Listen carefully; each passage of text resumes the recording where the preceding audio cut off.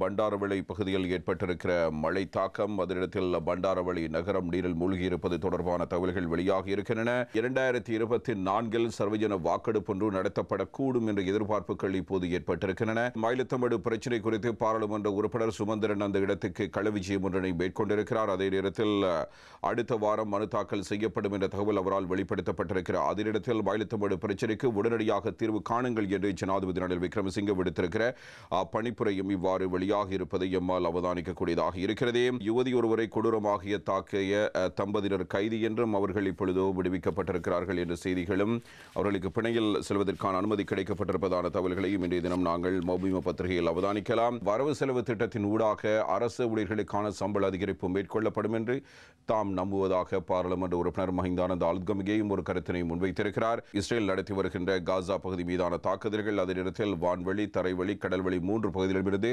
இப்பொழுது காசா பகுதியை தாக்குவதற்கு இஸ்ரேல் முனைப்பு காட்டி வருவதான செய்திகளும் வெளியாகி இருக்கின்றன. அவை குறித்தும்